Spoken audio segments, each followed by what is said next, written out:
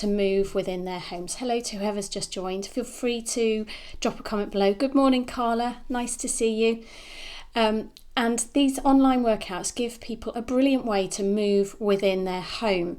But I've had messages from previous clients, existing clients, and other ladies as well, that are saying they're doing these exercises, they're really enjoying them, and importantly, it's given them a way to feel like they're part of a community, which is especially important at the moment. But they're encountering backache after they've done the workouts, knee pain during the workouts, feelings of heaviness or dragging in their pelvis, lots of different descriptions for that feeling, but even leakage as well. So that's urinary leakage. It's important to note that you can have fecal leakage as well, and long distance runners can sometimes experience that in particular. So with the messages that I've had, there are some particular moves that seem to be causing most of the issues.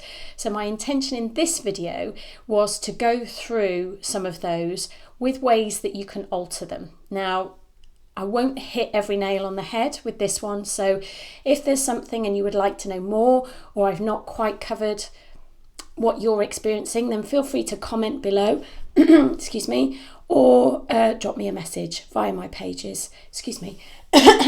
Always good on a live when you get a frog in your throat. So my pages on Facebook and Instagram are My Optimum Health, or you can contact me via my website, which is optimum-health.me.uk.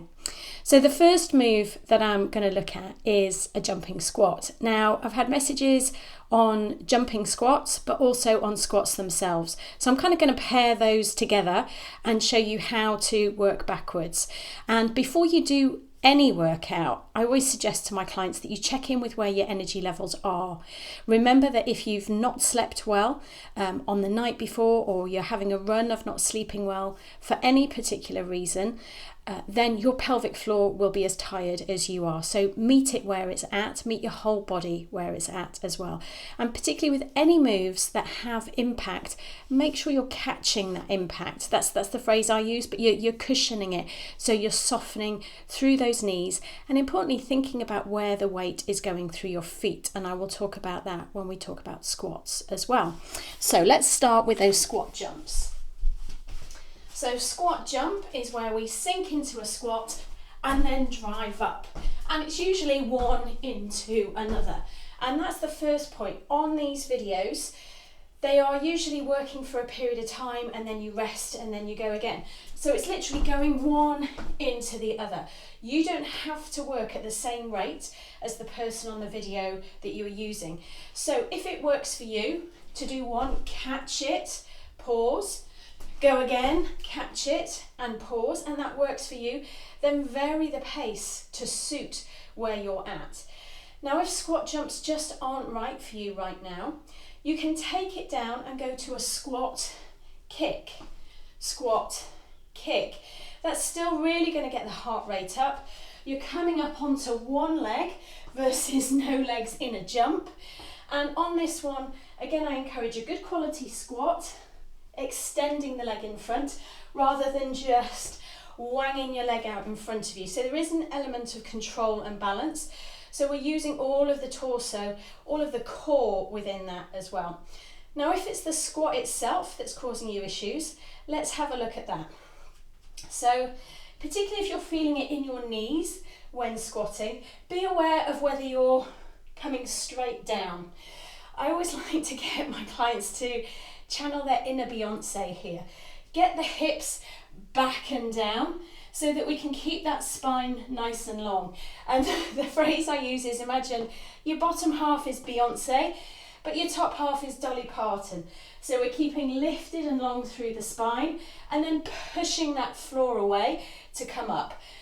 Integrate the breath as well. Now, this is really important if you're getting sensations within your pelvis that you don't really want, or encountering that leakage. Use your breath through every move. That breath holding increases pressure within the abdominal cavity down into the pelvic floor and can contribute to leakage. So one option is to breathe in to sink down, breathe out, push that floor down to come up. Now, if it's still aggravating your knees, what I recommend is you sit back on something. So some people think don't do squats because they're bad for your back, knees, pelvic floor, whatever it is. But every time you sit on your sofa, every time you get off the toilet, you're using the mechanism for a squat. So I think it's a vital move for us to incorporate into everyday life. So I'm just going to switch my phone around a little bit so that those on the live can see what I'm doing. And often our brains think we can't lean backwards because then we'll fall over. Whereas if we've got something like a chair, something really simple to hinge back towards, that fear, that subconscious fear disappears and we can manage the movement better. So for the squat, think of sinking the bottom back and down towards a chair, breathe out to stand up. So you're trying to sink your bum back as far into that chair as possible and then push the floor down to come up. So I encourage clients to get the back of their thighs over the chair, not just touching the bottom to the end, because then we're taking the weight back, we're having a more open angle at the knees, which can help to alleviate discomfort there. Now, another option, if that's still uncomfortable on your knees, let me switch it round again. I feel like Annika Rice. Ooh. So if you have something sturdy, like a newel post, loop a towel around it. So something that doesn't have stretch and give. And just please make sure that whatever you use is sturdy, is going to support your weight as well. So here with nice long arms, shoulders down, we can sink the bottom back and down, knowing we're not going to fall anywhere, and then breathe out to drive up. So again, what that's going to do is allow us to have that open angle at the knees, really push the feet down into the floor. So we're working more into the back of the body, particularly the buttocks, but the knees feel a little bit more comfortable. And we can perhaps activate that pelvic floor a little bit differently as well. So they are your alternatives for squat jumps through squat kicks to a squat. Also remembering that on a squat, the position of your feet will influence your movement through a squat. And the illustration I always do for clients here is that for me, if I have my feet quite narrow, that's the range of my squat. I can't comfortably get lower than that. If I take my feet slightly wider, I can get right down here, really comfortably, long spine. So, and this is one of the things that I go through in my core confidence course, to coach people to find their set position and feel in control with the movement from there as well. Let's take that into press-ups. So press-ups are a brilliant exercise. I absolutely love press-ups. So again, I'm just going to alter the camera slightly. So with a full body press-up, we're looking for the chest to come in between the hands and then drive up from there. The whole body needs to stay in a straight line and we need to breathe through the movement. So I like to think of sucking down towards the floor with a breath in and then blow that floor away with a breath out. Now you can take press-ups into kneeling alternatives. And that's great. Personally, I like clients to keep that full body line. And I again encourage us to understand that with a press up, we're bringing the hands outside the chest, not turning into steps tragedy dance and pushing up around the ears. And if you've no idea what I'm talking about there, do Google steps tragedy because the video is brilliant. But so some alternatives for your press ups there are to start with a wall. So again, meet yourself wherever you're at. Standing in front of a wall, hands at shoulder height, breathe in to lower down, breathe out to drive up. So if you prefer, you can be on the toes. Okay, again, do what you feel secure with and move the whole body as one unit with your breath. Now to progress this gradually, again, little tweak of the various cameras, we can come onto the stairs, so you're bringing it down nice and steadily. So again, it's then the chest coming in between the hands, breathing out to drive up. On days when you're feeling stronger or if you've been working at it for a while, shoulders away from the ears, lower chest between the hands and drive back up. And if you're at home looking for additional challenges, you can flip that round and have your feet going up the stairs, hands down on the floor. So there's some ways to alter your press ups. Now that comes into a plank as well. So issues around planks vary from wrists feeling uncomfortable, simply take them down onto forearms, but a lot of the time it's about feelings in the back, feelings of bulging in the tummy, feelings of heaviness in the pelvis, or even leakage. So again, come to that wall press up as your alternative. Hold your plank on an incline. Again, make sure that whatever you use is sturdy. If you are going to use a chair, buttress it against a wall so it can't slip away from you. Shoulders away from the wall, body in a strong line. Remember, your head is part of your body, so it's neither down here nor up here, just nice and in line. And remember to breathe. Now, another way you can alter your plank is to open those feet slightly. Just creates a slightly wider base, and with that it gives you a little bit more control. Now, a down on the floor alternative then is part of a Pilates single leg kick. So if we come down onto our forearms, now shoulder position plays a massive part in our core control, and again something I really focus on in my core confidence course. So do make sure those elbows are underneath the shoulders, and think of almost trying to pull the elbows back towards the hips. Lengthen up through the top of the head, as in the very crown. And when you're ready to breathe out, you're going to tilt the pelvis slightly so the front of the hips come off the floor. Back's nice and long, we've got a slight tuck through the pelvis, but you will feel this starting to challenge the lower abdominal muscles. Now at this point, do make sure there's no heaviness or pressing down into your pelvis. And if you want to, you can come up that little bit higher. So the weight is still on the bottom of the thighs, just above the knees, but you're able to hold that position. And then control your way down. So there are numerous ways that you can vary both press-ups and planks to suit your wrists, shoulders, abdomen, lower back, pelvis, and of course your knees as well. So let's have a look. Where are my notes? The next move that I've had questions about are lunges. So particularly jumping lunges. So let's just, again, alter the cameras. Hi Michelle, thanks for joining us. So with jumping lunges, what I loved is somebody emailed me about spotty dogs. I haven't heard them called spotty dogs for years. Brilliant stuff. So coming into a lunge, jump changing, going from one to another. So really dynamic move. Again, points from the beginning. Catch and cushion the landing through soft knees. Remember to breathe as well. Now, if jumping lunges aren't for you, variety of options again. Swap for static lunges. So you can step the feet wide apart. And remember, the wider the feet, the more balanced you'll feel. Don't go much wider than the hips though. And you can breathe in, breathe out. Here you can have something to hold on to as well. And it's up to you how far you lower down. Now bear in mind, there's not really a danger of that knee coming forwards over the hip. But if you are getting knee discomfort, think about lowering to the floor, coming back up. Breathing in, breathing out. Step forward from this is slide back lunges. So I always say it's an alternative way to mop your floor. So you can have hands on your body to feel what's going on, keeping the spine nice and long. Sliding one foot back, breathe out, push this front foot into the floor to come up.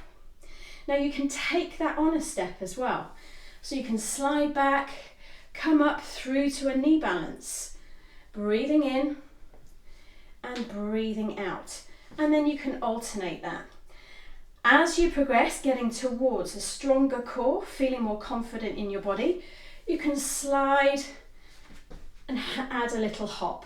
Now you might balance the hop with a foot off or touch it down, but you can see it's moving you towards those jump change lunges and giving you options along the way. So that's our lunges. So we talked about alternating. We talked about just keeping the feet planted and moving up and down.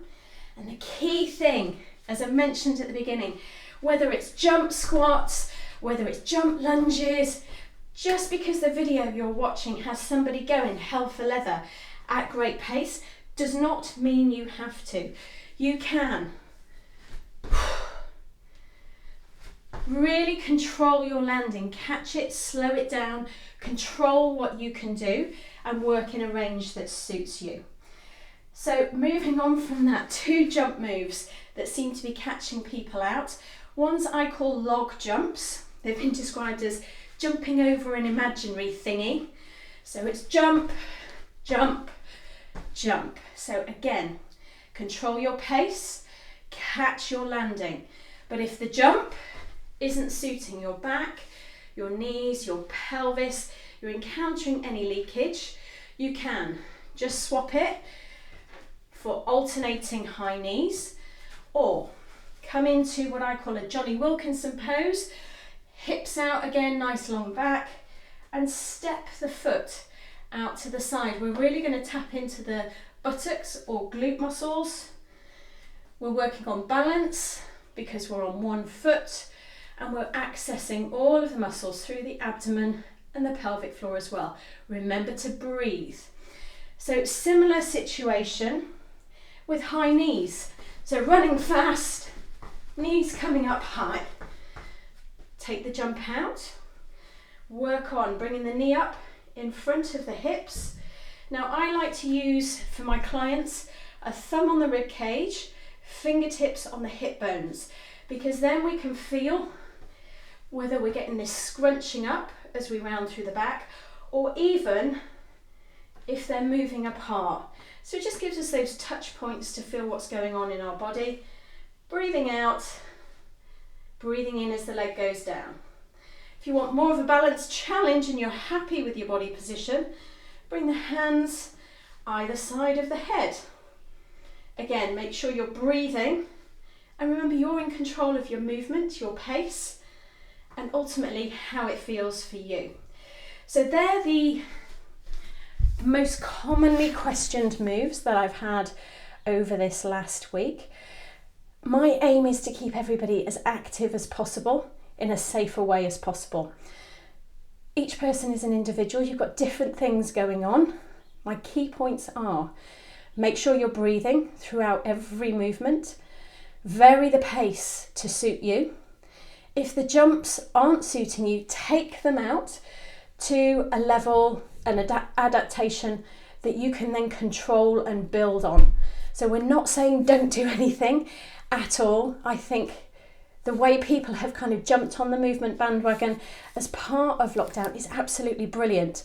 So if there are things you want to do but you are either frightened to do it or you've got concerns, then please do get in touch with me or other movement coaches like myself, because we will happily coach you towards being able to do those movements with confidence, whether that's because you currently have backache, pelvic pain, experiencing leakage, maybe even being diagnosed with a prolapse and you're fearful of what will make it worse.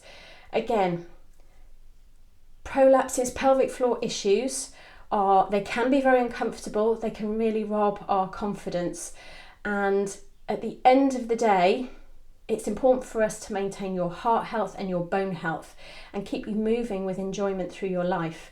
So there are ways that we can manage those symptoms, potentially even improve them using movement and actually getting you enjoying what you're doing. So hello Carol, I think you've just joined us as well. We're just about to wrap up, but the replay will be available. I say the video wasn't quite the quality that I wanted because it's all changed since I last used it. So I will do a proper video on this as well. But if you've got any questions, please drop them in the comments below. I will keep coming back, checking on them, providing answers where I can. I completely understand that some of the issues that people are experiencing are very, very personal and make us feel vulnerable and uncomfortable. So if you prefer, you can of course private message me on either of my pages, both on Facebook and Instagram. It is at My Optimum Health. So stay safe, keep moving, remember to breathe with every movement, catch any impact moves, soften those knees when you land, and adapt where you need to. And if in doubt, just ask questions. Thanks very much to those of you who joined me live, and I will speak to you all again soon. If there is anything in particular that you would like help with as we go through the coming weeks, then again, please drop a comment or a message and I'll do my best to help. Take care. Bye for now.